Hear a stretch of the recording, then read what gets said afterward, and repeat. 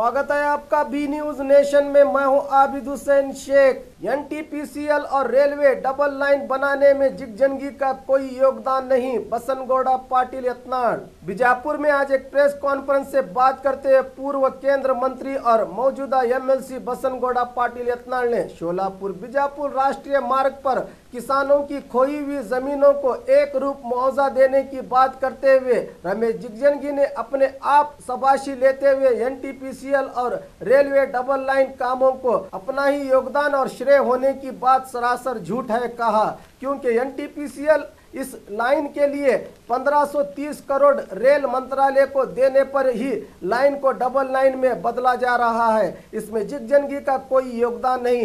एनटीपीसीएल जानबूझकर बीजापुर जिले को दी गई एक बड़ी परेशानी बताते हुए इससे यहां के तापमान में ज्यादती होने की बात की। एनटीपीसीएल योजना में हुई भूमि अधिग्रहण में जिले के सभी पार्टी के जाने माने नेताओं की जमीनें होने का भी आरोप लगाया।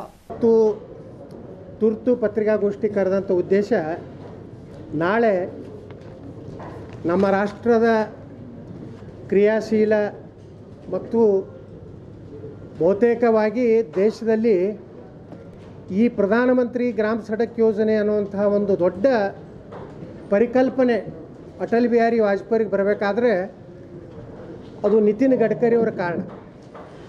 ನಿತಿನ್ ಗಡ್ಕರಿ ಅವರು ಮಹಾರಾಷ್ಟ್ರದ ಲೋಕೋಪಯೋಗಿ ಸಚಿವರಿದ್ದಾಗ ಈ ರೀತಿ ಮಹಾರಾಷ್ಟ್ರದಲ್ಲಿ ಮುಖ್ಯಮಂತ್ರಿ ಸಡಕ್ ಯೋಜನಾ ಅಂತ ಹೇಳಿ ಪ್ರಾರಂಭ ಮಾಡಿದ್ರು। BJP ಮತ್ತು ಶಿವಸೇನಾ ಸರ್ಕಾರ ಇದ್ದಾಗ ಈ ಒಂದು ಯೋಜನೆ ಪ್ರಾರಂಭ ಮಾಡಿದ್ಮೇಲೆ ಈ ಪರಿಕಲ್ಪನೆಯನ್ನು ಈ ದೇಶದ ಅಂದಿನ ಪ್ರಧಾನಿ ಶ್ರೀ ಅಟಲ್ ಬಿಹಾರಿ ವಾಜಪೇಯಿ ಅವರಿಗೆ ಒಂದು ಪ್ರಧಾನಮಂತ್ರಿ ಗ್ರಾಮ ಸಡಕ್ ಯೋಜನೆ ಮತ್ತು ಸುವರ್ಣ ಚತುರ್ಭುಜ ರಸ್ತೆ, ಇವತ್ತೇನು ಗೋಲ್ಡನ್ ಕ್ವಾಡ್ರಿಲ್ಯಾಟರಲ್ ರೋಡ್ ಅಂತ ನಾವು ಏನು ದೇಶದಲ್ಲಿ ಕರಿತೀವಿ, ಇದರ ಜನಕ್ಕೆ ಯಾರಪ್ಪ ಅಂದ್ರೆ ನಿತಿನ್ ಗಡ್ಕರಿ ಅವರು ನಾಳೆ ನಮ್ಮ ಬಹುದಿನದ ಬೇಡಿಕೆ ಆದಂತಹ ವಿಜಯಪುರ ಸೋಲಾಪುರ 100 ಕಿಲೋಮೀಟರ್ ಚತುಷ್ಪಥ ರಸ್ತೆಯ ಭೂಮಿ ಪೂಜೆಗೆ ಇವತ್ತು ನಮ್ಮ ವಿಜಯಪುರ ಜಿಲ್ಲೆಗೆ ಆಗಮಿಸ್ತಾ ಇದ್ದಾರೆ। ಅವ್ರನ್ನ ನಾನು ಹೃದಯಪೂರ್ವಕವಾಗಿ ನಮ್ಮೆಲ್ಲ ರೈತರ ಪರವಾಗಿ ಸ್ವಾಗತವನ್ನು ಅತ್ಯಂತ ಸಂತೋಷದಿಂದ ಇವತ್ತು ಸ್ವಾಗತ ಬಯಸ್ತಾ ಇದ್ದೀನಿ। ಕಾರಣ ಏನಂದರೆ ಭಾಳ ವರ್ಷಗಳಿಂದ ನೆನಗುದಿಗೆ ಬಂದು ನೂರಾರು ಜೀವಗಳು ಈ ಸೋಲಾಪುರ ಬಿಜಾಪುರ ರಸ್ತೆಯಲ್ಲಿ ಇವತ್ತು ಜೀವ ಕಳ್ಕೊಂಡಿವೆ। ಭಾಳ ಹೋರಾಟಗಳನ್ನು ನಾವೆಲ್ಲ ಕೂಡಿ ಇಲ್ಲಿರುವಂಥ ಎಲ್ಲರೂ ನಾವು ಅದು ರಸ್ತೆ ಜಲ್ದಿ ಆಗ್ಬೇಕಂತ ಹೇಳಿ ಭಾಳ ದೊಡ್ಡ ಹೋರಾಟವನ್ನು ನಾವು ಜಳಕಿಯಲ್ಲಿ ಮಾಡಿದ್ದೀವಿ। ಸಾಕಷ್ಟು ಸಂಘರ್ಷಗಳು ನಮ್ಮ ಜಿಲ್ಲೆಯ ಸಂಸದರ ಜೊತೆಗೂ ಸಹ ನಾವು ಘರ್ಷಣೆ ಮಾಡಿದ್ದೀವಿ ಮತ್ತು ನೇರವಾಗಿಯೂ ನಾನು ನಿತಿನ್ ಗಡ್ಕರಿ ಅವರು ಭೇಟಿಯಾಗಿ ಮನವಿ ಪತ್ರ ಕೊಟ್ಟಿದ್ದೀವಿ।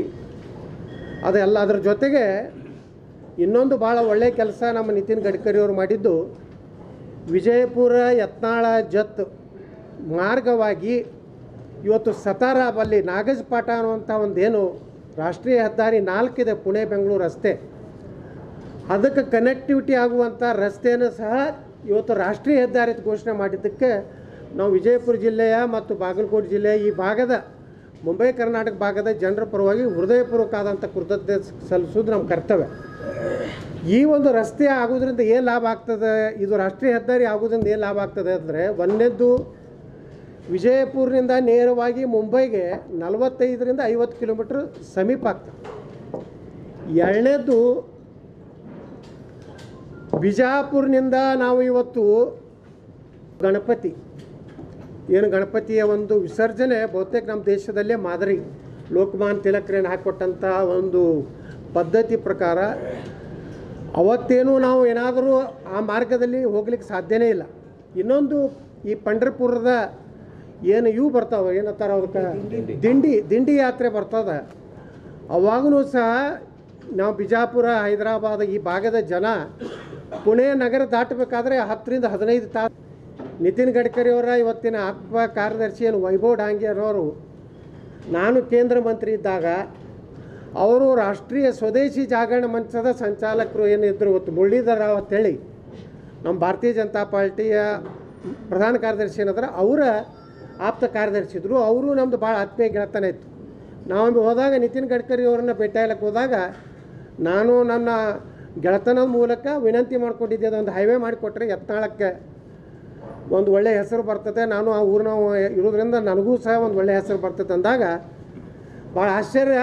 15 ದಿವಸನಲ್ಲೇ ನಿತಿನ್ ಗಡ್ಕರಿ ಅವರು ಆದೇಶ ಮಾಡಿ ಇವತ್ತು ಯತ್ನಾಳ್ ರಸ್ತೆ ಇವತ್ತು ಸರ್ವೆ ಆಗಿ ಕೆಲಸ ಸಹ ಪ್ರಾರಂಭ ಆಗಿದೆ ಅಂತೇಳಿ ವಿನಾಯಕ್ ನಮ್ಮ ನಾಡಗೌಡರು, ನಮ್ಮ ದೊಡ್ಡ ರಾಕ್ಷಿ ಬೆಳಗಾರ ವಿನಾಯಕ್ ನಾನು ಒಂದು ಲಗ್ನದ ಭೇಟಿಯಾದಾಗ ಹೇಳಿದ್ರು. ಈ ರೀತಿ ಭಾಳ ಪ್ರಮುಖವಾಗಿ ನಿತಿನ್ ಗಡ್ಕರಿ ಅವರು ಭಾಳ ಉದಾರವಾಗಿ ಇವತ್ತು ಕರ್ನಾಟಕಕ್ಕೆ, ಅದರಲ್ಲಿ ವಿಜಯಪುರ ಜಿಲ್ಲೆಗೆ ಇನ್ನೊಂದು ಮನವಿಯನ್ನು ಮೊನ್ನೆ ನಾವು ಕೊಟ್ಟು ಕಳಿಸಿದ್ದೇನೆ. ಮೊನ್ನೆ ಒಂದು ಮನೆ ಕೊಟ್ಟಿದ್ದೆ. ಅದು ಏನಂದರೆ ಶಿವಣಿಗೆಯಿಂದ ಬಿಜಾಪುರ 4 ಲೈನ್ ಮಾಡಬೇಕಂತೇಳಿ, ಚತುಷ್ಭುಜ ರಸ್ತೆ ಮಾಡಬೇಕು. ಯಾಕಂದರೆ ಬರಲಿರುವಂಥ ದಿವಸದಲ್ಲಿ ವಿಮಾನಯಾನ ನಿಲ್ದಾಣ ಆಯ್ತಂದರೆ ಮತ್ತು ಅಲ್ಲಿ ನಮ್ಮ ಸಂಗನ ಬಸವ ಅಂತಾರಾಷ್ಟ್ರೀಯ ಶಾಲೆ ಮತ್ತು ಭಾರತ ವಿಕಾಸ ಸಂಗಮದ ಅನೇಕ ಕಾರ್ಯಕ್ರಮ ನೋಡಿದ್ರಿಂದ ಅದರೂ ಸಹ ಸೇರಿಸ್ತೀನಿ ಅನ್ನೋಂಥ ಭರವಸೆ ಕೊಟ್ಟಿದ್ದಾರೆ. ಇನ್ನೊಂದು ಪ್ರಸ್ತಾವನೆ ನಾಳೆ ನಾವು ಕೊಡ್ತಾ ಇದ್ದೀವಿ ರೈತರ ಪರವಾಗಿ. ಬಿಜಾಪುರದಿಂದ ನೇರವಾಗಿ ಹೈದರಾಬಾದಕ್ಕೆ ಹೋಗಲಿಕ್ಕೆ ಈ ನಮ್ಮ ಹಿರೇರೂಗಿ, ಸಾಲೋಟ್ಗಿ, ಅಗರಕೇಡ ಹೋಗಿ ಅಲ್ಲಿ ರಾಷ್ಟ್ರೀಯ ಹೆದ್ದಾರಿ 7ಕ್ಕೆ ಏನು ನಮ್ಮ ನಳದುರ್ಗ ಅಂತ ಹೇಳಿ ಬರ್ತದೆ, ಅಲ್ಲಿಗೆ ಸೇರಿಸ್ಬಿಟ್ರೆ ಇಂಡಿ ತಾಲೂಕಿನ ಭಾಗದ ಜನರಿಗೆ, ಅಕ್ಕಲ್ಕೋಟ ಈ ಭಾಗದ ಜನರಿಗೆ ಹೈದರಾಬಾದ್ ಕೇವಲ ನಮಗೂ ಅಲ್ಲಿ ಸುಮಾರು 40 ಕಿಲೋಮೀಟರ್ ಸಮೀಪ ಆಗ್ತದೆ. ಈ ರೀತಿ ಕೆಲವೊಂದು ಪ್ರಸ್ತಾವನೆಗಳನ್ನು ನಾಳೆ ನಾವು ಕೊಡಬೇಕು ಅನ್ನೋಂಥದ್ರ ಜೊತೆಗೆ ಅವರಿಗೆ ನಮ್ಮ ವಿಜಯಪುರ ಜಿಲ್ಲೆಯ ಜನರ ಪರವಾಗಿ ಅಭಿನಂದನೆ ಸಲ್ಲಿಸಿ ಸನ್ಮಾನ ಮಾಡುವಂಥದ್ದನ್ನು ಸಹ ನಾವು ರೈತರ ಪರವಾಗಿ ಅಲ್ಲಿ ಮಾಡ್ತಾ ಇದ್ದೀವಿ.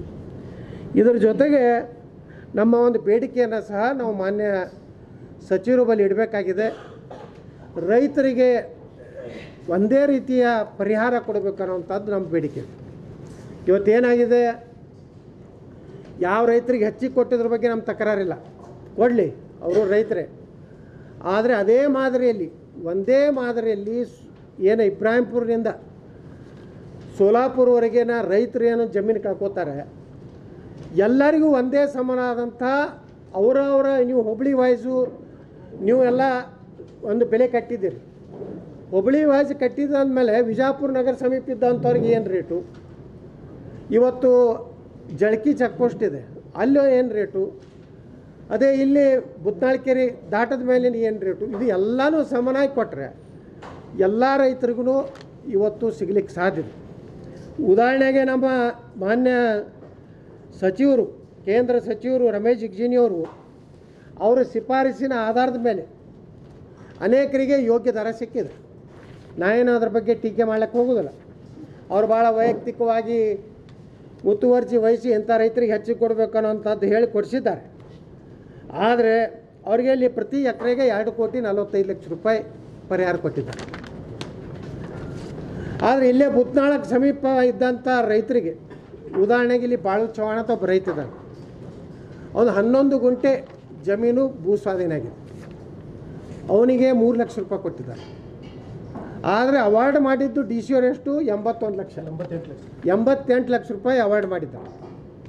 ಆದರೆ ಇನ್ನೂವರೆಗೆ ಹಣ ಕೊಡ್ತಾ ಇಲ್ಲ. ಯಾರು ಭಾಳ ಒತ್ತಾಯ ಮಾಡಿದ್ದಾರೆ ಅವ್ರಿಗೆ ಹೋದವ್ರಿಗೆ ಒಂದು 4 ಜನರಿಗೆ ಡಿ ಸಿ ಅವರೇ ಡಬಲ್ ಮಾಡಿಕೊಟ್ಟು ಅಲ್ಲಿಗೆ ಮುಗಿಸುವಂಥ ಪ್ರಯತ್ನ ಮಾಡಿದ್ದಾರೆ. ಇದು ಏನಾಗಿದೆ ಅಂದರೆ ಸಾಕಷ್ಟು ರೈತರಿಗೆ, ಇವತ್ತು ಉದಾಹರಣೆಗೆ ವಿಜಯಕುಮಾರ್ ಚೌಹಾಣ್ ಅವರು ಅದಾರೆ, ಅವರಿಗೆ ನಿಗದಿಪಡಿಸಿದ್ದು ಎಷ್ಟು ರೀ, 1710 ರೂಪಾಯಿ ಅವ್ರಿಗೆ ನಿಗದಿಪಡಿಸಿದ್ದಾರೆ. ಅದ್ರ ಅಲ್ಲೇ ಮುಂದೆ ಹೋದರೆ 3500 ರೂಪಾಯಿ ಕೊಟ್ಟಿದ್ದಾರೆ. ಈ ರೀತಿ ಯಾವುದೂ ಒಂದು ಅದಕ್ಕೆ ಏನು ಅವ್ರದ್ದು ಮಾನದಂಡ ಅನ್ನುವಂಥದ್ದೇ ಏನೂ ಇಲ್ಲೇ ಇಲ್ಲ. ಯಾರಿಗೆ ಡಿ ಸಿ ಅವರಿಗೆ ಭಾಳ ಒತ್ತಡ ಮಾಡ್ತಾರೆ, ಯಾರು ಪೊಲಿಟಿಕಲ್ ಪ್ರೆಷರ್ ತರ್ತಾರೆ, ಅವ್ರು ಹೆಚ್ಚು ಕೊಡೋದು. ಯಾರು ಪಾಪ ಕೇಳು. ಇಲ್ಲಿ ಉದಾಹರಣೆಗೆ ರಂಭಾಪುರ ಸರ್ವೆ ನಂಬರ್ದಲ್ಲಿ ಒಬ್ಬ ರೈತನಿಗೆ ಎಕರೆಗೆ 8 ಲಕ್ಷ ರೂಪಾಯಿ ಸಿಕ್ಕಿದೆ. ಅದೇ ನಮ್ಮದೇ ಒಂದು ಜಮೀನು, ನಾವು ನಂತ ಹೇಳ್ತೀನಿ, ನಮ್ಮದೇ ಒಂದು ಜಮೀನೇ ಹೋಗಿದೆ, ನಾವು ಏನೇ ಮಾಡಿಸಿದ್ದೀವಿ, ಇದು ಮಾಡಿಸಿದ್ದಕ್ಕೆ ನಮ್ಗೆ 1,60,00,000 ರೂಪಾಯಿ ಕೊಟ್ಟಿದ್ದಾರೆ. ನಾವು ಸಿಗಬೇಕಾದ್ರೆ ಎಲ್ಲ ರೈತರಿಗೂ ಸಮಾನವಾಗಿ, ಯಾಕಂದ್ರೆ ಎಲ್ಲ ರೈತರು ಅದೇ ಜಮೀನು ಕಳ್ಕೊತಾರೆ.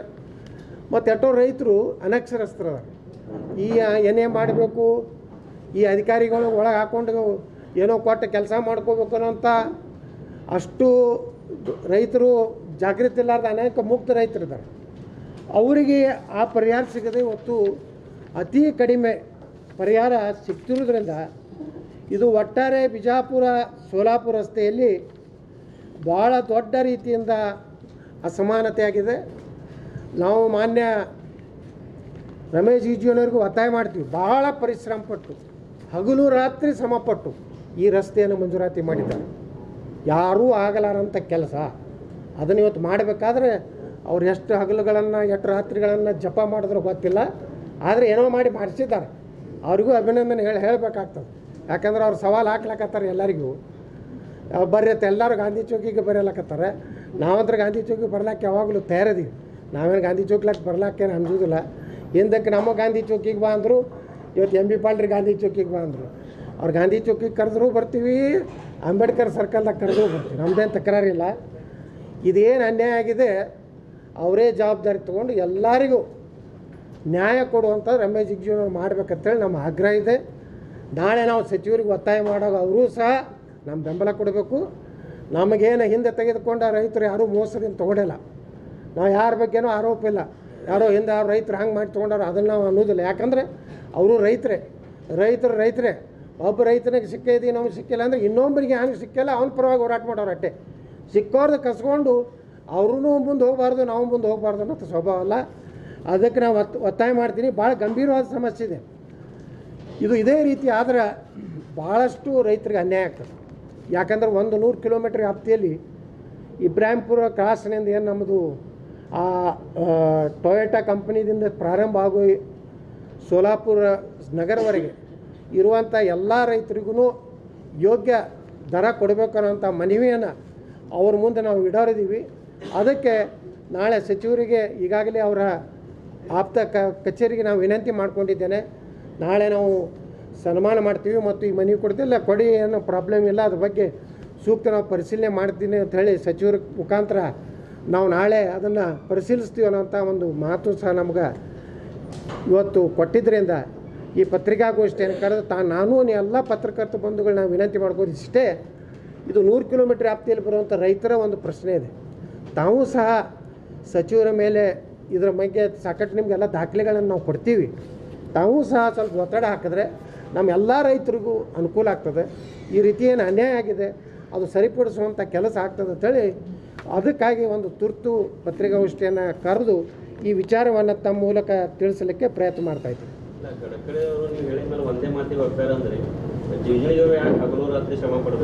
ಯಾವುದಕ್ಕೆ ರೀ? ಇಲ್ಲ, ಅವರೇ ಹೇಳಕತ್ತಾರಲ್ರಿ. ನಾನು ಅದೇನು ಅದು NTPC ತಂದಿನಿ ನಾನೇ, ಆ ಡಬ್ಲಿಂಗ್ ಮಾಡೀನಿ ನಾನೇ ಅಂತಂದ್ರೆ ಇದನ್ನೂ ಒಂದು ಮಾಡ್ಯಾರತ್ತೆ ತಿಳ್ಕೊಳಲ್ಲ. ನಾವು ಯಾಕೆ ಅನ್ನೋದು ಈಗ ಒಳ್ಳೆ ಕೆಲಸ ಮಾಡಿದಾಗ ಯಾಕಂದ್ರೆ ಇಲ್ಲ ನನ್ನ ಮಾತು ಕೇಳ್ತಾರೆ, ನನ್ನ ಮಾತು ಕೇಳ್ತಾರತ್ತೆ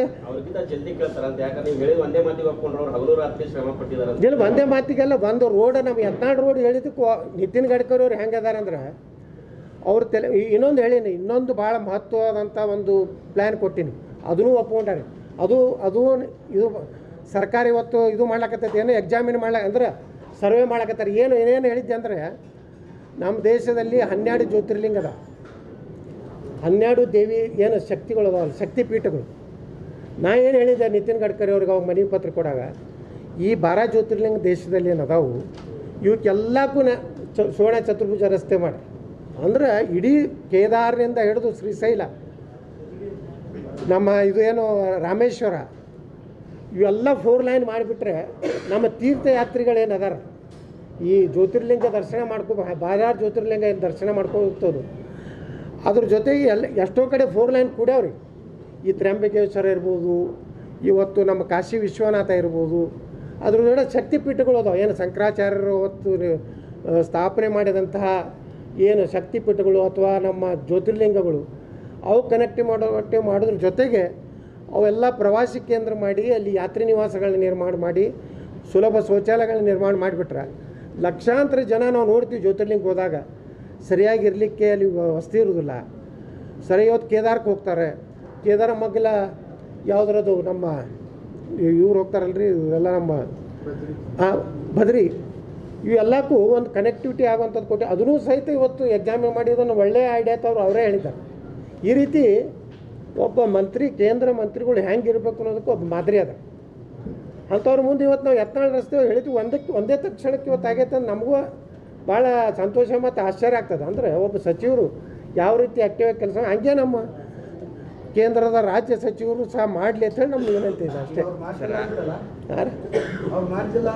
ಇಲ್ಲ ಅವ್ರಿಗೆ ಒತ್ತಾಯ ಆಗ್ತಾ ಇದ್ದೀವಿ ನಾವು, ಎಲ್ಲರಿಗೂ ಯೋಗ್ಯ ರೇಟ್ ಕೊಡಿಸ್ರಿ ಅಂತೇಳಿ.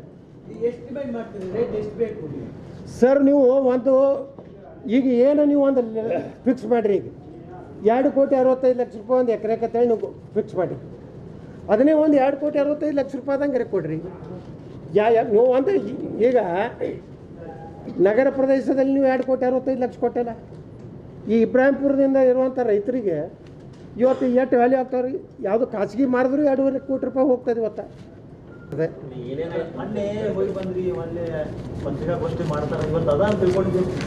ಇಲ್ಲ ಸರ್, ನಂದು ಎಲ್ಲ ಇದು ಏನತ್ತಲ್ಲ, ನಾನು ಇಂಜಿನಿಯರ್ ರಿಪೇರಿಗೆ ಬಂದಿತ್ತು ಇಟ್ಟಿದ್ದೆ 3 ದಿವಸ ಗ್ಯಾರೇಜ್ನಾಗಿತ್ತು, ಈಗ ಹೊರಗೆ ಬಂದೈತಿ ಅಂತ. ಹೀಗಾಗಿ ನಾವು ಹೊರಗೆ ಬಿದ್ದಿಲ್ಲ. ನಾನು ಮೊನ್ನೆ ಏನು ನಮ್ಮ ರಾಷ್ಟ್ರೀಯ ಅಧ್ಯಕ್ಷರು ಅವರ ಕಚೇರಿಯಿಂದ ಏನು ನನಗೆ ಕರೆ ಬಂದಿತ್ತು, ಅದರ ಪ್ರಕಾರ ನಾವು ಹೋಗಿದ್ದೆ.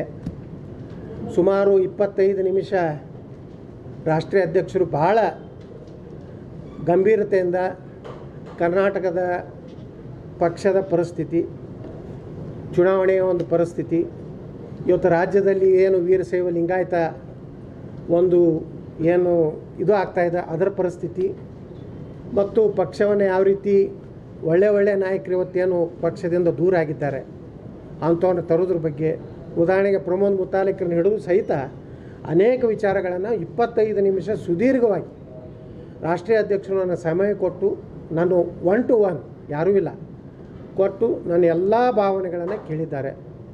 ಅವ್ರು ಹೇಳಿದ್ದಾರೆ ಎಲ್ಲ ನಿರ್ಣಯಗಳನ್ನು ನಾವು ಸೂಕ್ತ ಸಮಯದಲ್ಲಿ ತಗೋತೀವಿ, ಯಾವುದೇ ರೀತಿಯ ಗೊಂದಲ ಬೇಡ, ಪಕ್ಷ ಒಳ್ಳೆಯ ನಿರ್ಣಯವನ್ನು ನಾವು ತಗೋತೀವಿ ಅಂತ ಹೇಳಿದ್ದಾರೆ.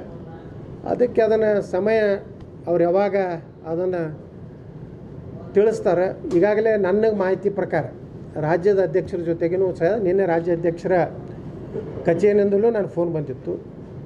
ಇಲ್ಲ, ರಾಷ್ಟ್ರೀಯ ಅಧ್ಯಕ್ಷರು ನಿಮ್ಮ ಎಲ್ಲ ನಡವಳಿಕೆಗಳ ಬಗ್ಗೆ, ನಿಮ್ಮ ಗೋಶಾಲೆ ಬಗ್ಗೆ, ನಿಮ್ಮ ಹೋರಾಟಗಳ ಬಗ್ಗೆ, ನಿಮ್ಮ ಹಿಂದುತ್ವದ ವಿಚಾರದ ಬಗ್ಗೆ ಭಾಳ ಸಂತೋಷಗೊಂಡಿದ್ದಾರೆ. ಭಾಳ ಸಂತೋಷದಿಂದ ಇಂಥ ಒಳ್ಳೆಯ ನಾಯಕನ ಬಗ್ಗೆ ನಾವು ಸಕಾರಾತ್ಮಕವಾಗಿ ನೀವು ಕ್ರಮ ತಗೋರಿ ಅಂತೇಳಿ ರಾಜ್ಯಾಧ್ಯಕ್ಷರಿಗೆ ಈಗಾಗಲೇ ಸೂಚನೆ ಕೊಟ್ಟಿದ್ದಾರೆ ಅಂತೇಳಿ ನನ್ನ ರಾಜ್ಯ ಅಧ್ಯಕ್ಷರ ಕಚೇರಿಯಿಂದಲೂ ಸಹ ನಿನ್ನೆ ನನಗೆ ಫೋನ್ ಮುಖಾಂತರ ತಿಳಿಸಿದ್ದಾರೆ. ಒಟ್ಟಾರೆ ಎಲ್ಲ ಸುಸೂತ್ರವಾಗಿ ಈ ಒಂದು ವಾರದಲ್ಲಿ ಒಂದು ಅಂತಿಮವಾದಂಥ ಘೋಷಣೆ ಆಗ್ತದೆ ಅಂತೇಳಿ ನಾನು ನಿರೀಕ್ಷೆ ಇಟ್ಟಿದ್ದೆ. ಅಲ್ಲ, ಪ್ರಹ್ಲಾದ್ ಜೋಶಿ ಹೇಳಿದ್ದಾರೆ ಬರೀ ಮಾಧ್ಯಮಗಳಲ್ಲಿ ಅಷ್ಟೇ ಯತ್ನಾಳ್ ಸೇರ್ಪಡೆ, ಕೋರ್ ಕಮಿಟಿ ಬಂದೇ ಇಲ್ಲ. ನೋಡಿ ಸರ್, ಇದು ರಾಷ್ಟ್ರೀಯ ಅಧ್ಯಕ್ಷರು ರಾಜ್ಯ ಅಧ್ಯಕ್ಷರು ನಿರ್ಣಯ ಮಾಡೋಂಥವ್ರು. ನಾವು ನಡಬರ್ಕಿನವ್ರು ಮಾತು ಯಾಕೆ ಸುಮ್ಮನೆ ತಿಳಿ ಕಟ್ಸೋದ್ರಿ? ಈ ರಾಜ್ಯ ಅಧ್ಯಕ್ಷರು ರಾಷ್ಟ್ರೀಯ ಅಧ್ಯಕ್ಷರು ಮಾತಾಡೋವಾಗ ನಿಮ್ಮಂಥವ್ರ ಕೆಲಸನೇ ಐತಿ. ಸುಮ್ಮ ಆರಾಮ ಯಾರು ಕರೀತಾರೋ ಹೋಗಿ ಉದ್ಘಾಟನೆ ಮಾಡಿ ಭಾಷಣ ಮಾಡಿಬಿಡೋದು, ಅಷ್ಟು ಮಾಡಬೇಕು ಬಿಟ್ಟು ಏನೋ ಉಳಿದ ಅದು ಹಂಗಾಗೈತಿ. ಮಾಧ್ಯಮದ ಸೃಷ್ಟಿ, ಮಾಧ್ಯಮದ ಏನೂ ಸೃಷ್ಟಿ ಇಲ್ಲ.